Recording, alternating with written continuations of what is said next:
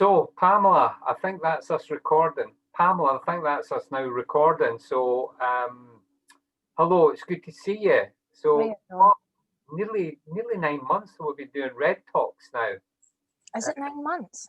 It must be round about that because we were just about ready to go pre-lockdown, where we were going to have the talks in the building in our recovery hub in West Lothian, and it was going to be a talk plus a question and answering session.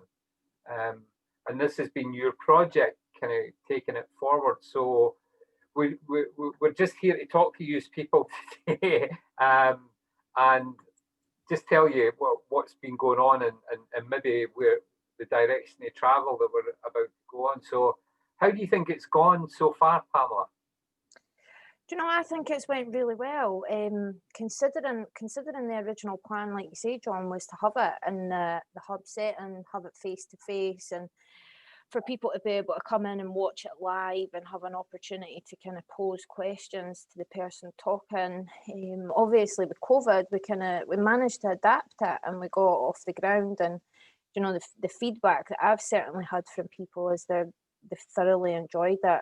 And they always look forward to finding out who's coming on next, and I have people asking me who you want to interview next. And no, so it is positive. It's definitely been positive, and it's been thoroughly enjoyable. So have you enjoyed doing it? Oh yeah, yeah.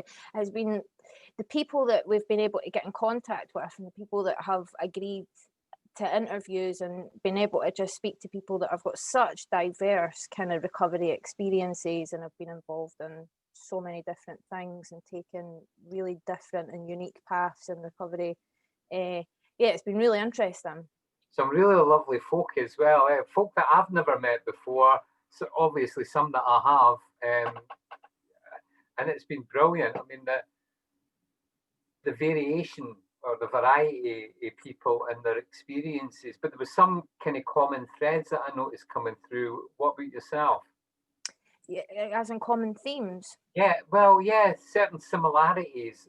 No always very, very different stories at times, but certain similarities regarding their addiction and their recovery as well. Yeah, like in terms of, I suppose, like relapse being a big part of many people's journeys. Yes, that notion that that relapse is the end. In actual fact, so oftentimes it was a precursor to them getting well. So the variety kind of opinions on what recovery constitutes has really been interesting as well. And we've had, chemically assisted recovery, we've had abstinent recovery, we've had a broad kind of cross section. And that was always the kind of idea, John. It was like getting people from different backgrounds and that have done sort of different forms of recovery, but it's recovery all the same. Kind of that was the kind of line of thinking behind Red Talks, because it all is recovery. Yeah.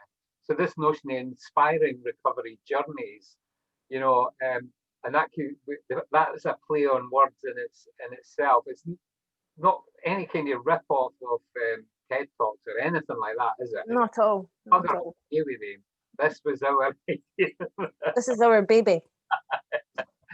So that being the case, the inspire people to recovery, but also hearing about people's experiences as being inspiring as well. And I mean, has there been any kind of highlights for you? I know we've talked about we don't want to kind of put anybody up on a pedestal or anything like that, or anybody better than each other. But there's been some high points for me, and I'm just wondering if there has been for you as well. Yeah, and like we've just no long spoke about it, John. I think for me, it's the emotion that's invoked through some of the stories that we've heard. There's one talk I can think of in particular. It was Amru, and he was highly emotional, invoked a highly emotional response from him, recounting his story. And, I certainly felt it when I watched it, because it was you that interviewed him, but it got me emotional. And, that's not an easy thing to do. It really did. It really provoked that kind of response in me. So for me, that's probably been one of the highlights. Yeah, that notion of something wrong. What was that? Oh, it was an emotion. I think I've had an emotion. It's like we're having to come to terms with all that stuff in recovery. And people talked about that stuff as well, was, putting down the substances or getting, maybe getting to a level with substances where the feelings and emotions and stuff started to come up.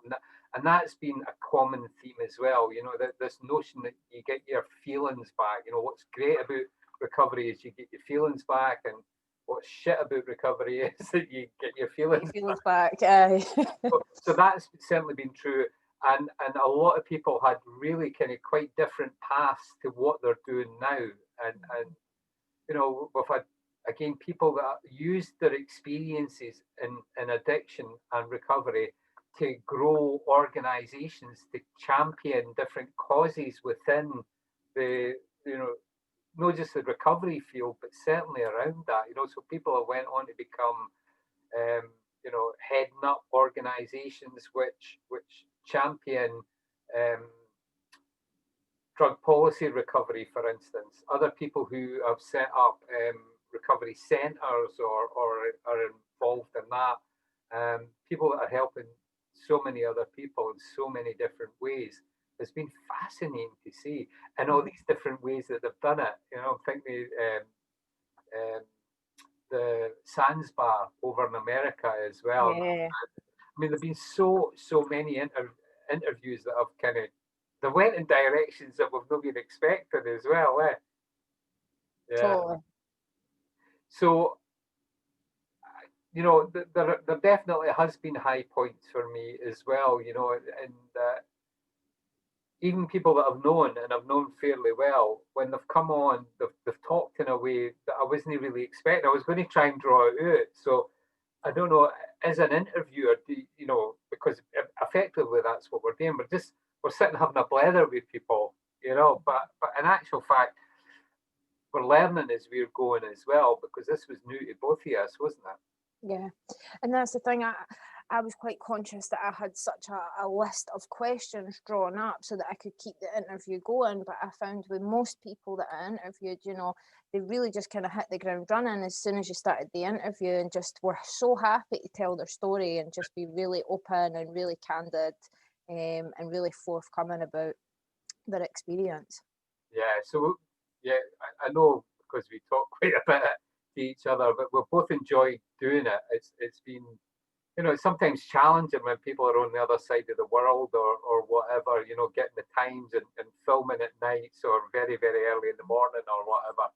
And of course, I look my best in the morning. So, and you're a bit better at night, I think. Until I see me in the morning. So, yeah, and people have been really up for doing it. We've had a couple of people that didn't want to do it, and we totally understand, the reasoning for that. And we give people the option as well. Once we've filmed it, if they want to look at it, if we give them that. And if they didn't want it to go up, then we didn't put it up. And if at any point during the future people want to take it down, then we'll do that. So that's been quite good.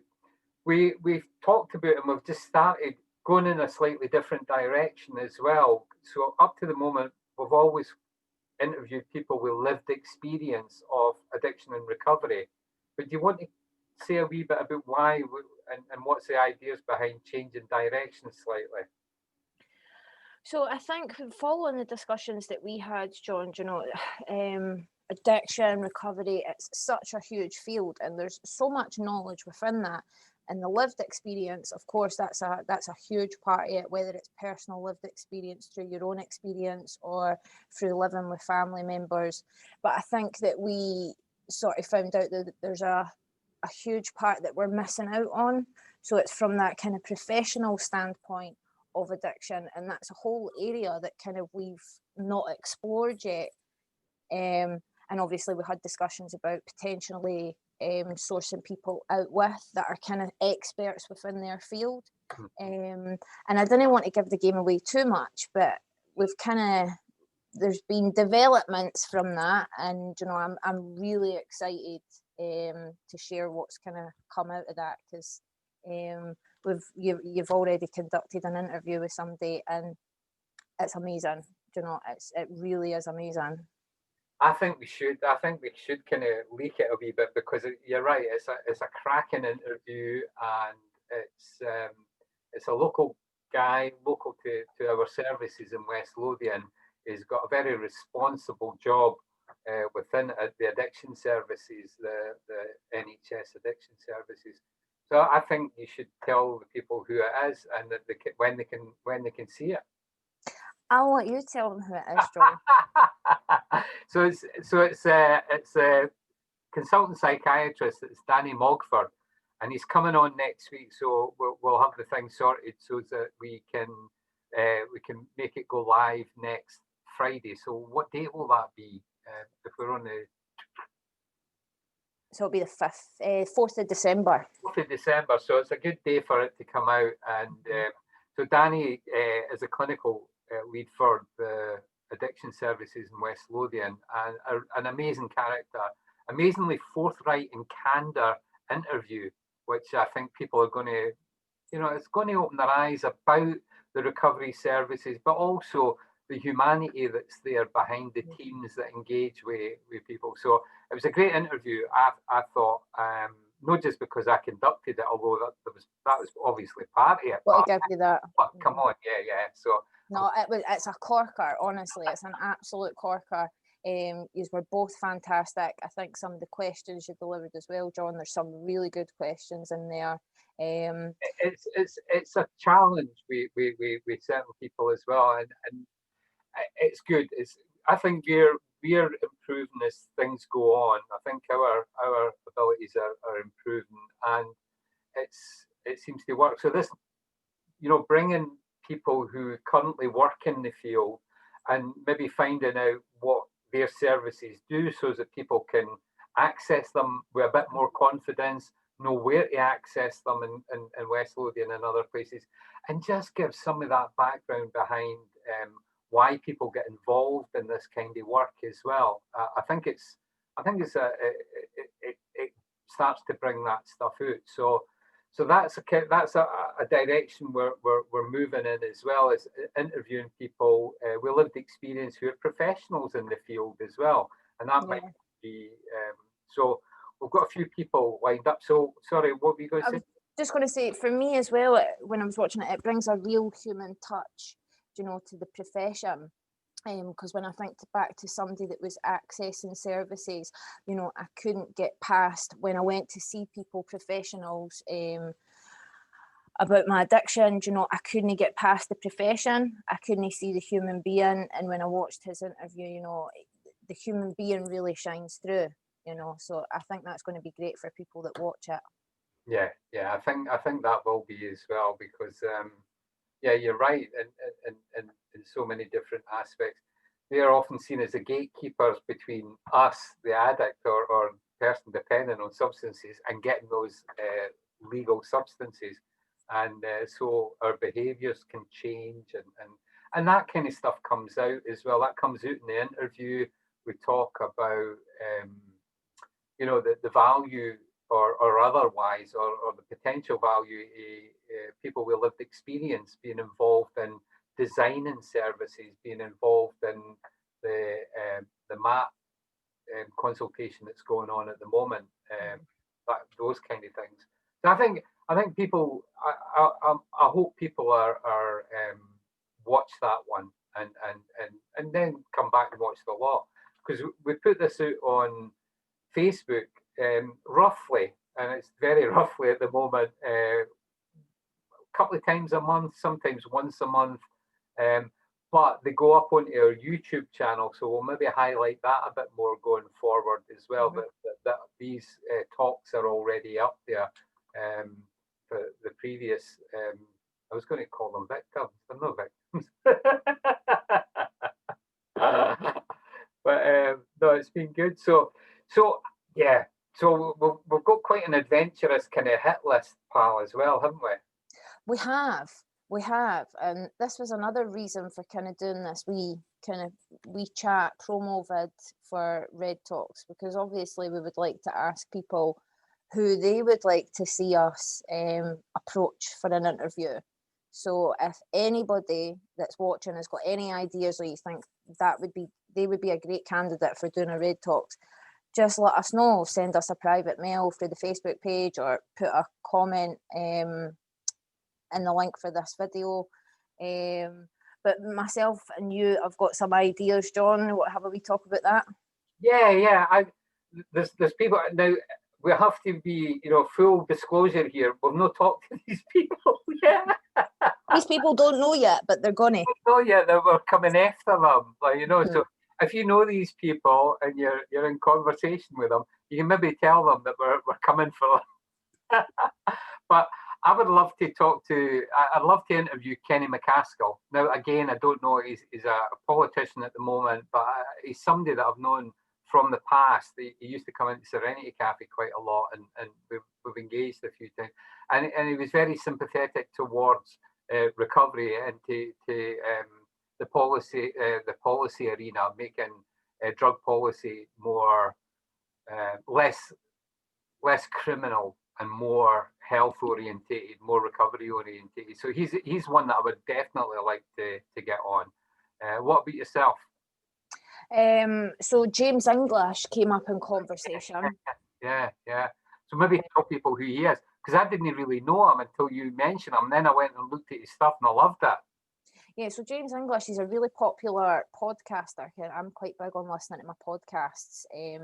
And his podcasts, where he kind of does something similar to what we do, Johnny, but he interviews just kind of anybody. And he's done a series of interviews, and his podcasts have just taken off. But he is also in recovery himself, so I think he's from Glasgow, I believe, or the West somewhere. But I think he would be a really interesting personality to interview, and have him on the other side of the hot seat. Yes, he's usually doing the interviews.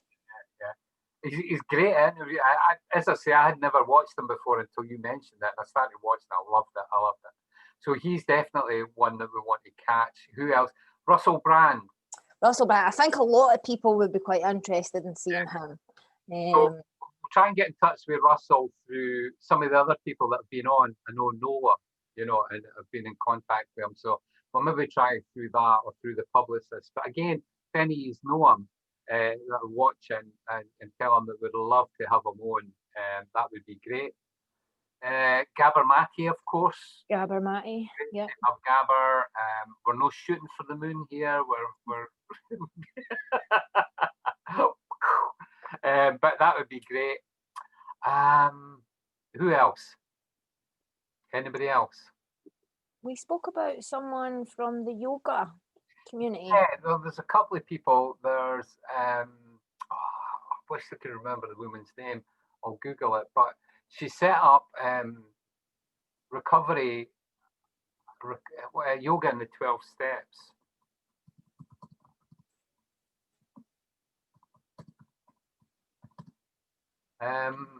Let me see who that is again. Blah blah blah.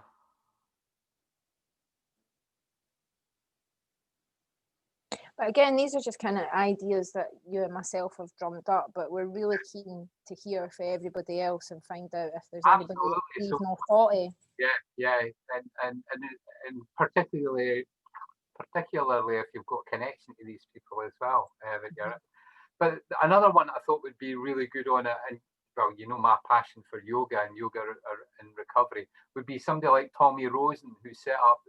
You can go and check online. He's got Recovery 2.0, which is I thought it was a great book. It was a great book about recovery and from addiction, and again, the use of yoga and helping the person along into recovery. So we've got all that kind of stuff. We've got lots of ideas on that. So as Pam says, if you've got any ideas yourself, please get in touch.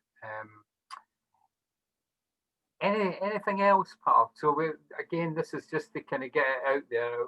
We're branching out rather than kind of going down a different road. We're still going to be interviewing people in recovery. Some of them professionals working in the field. Some of them, but also people who we think are really interesting, got an interesting angle on recovery or addictions or drug policy reform as well, I suppose.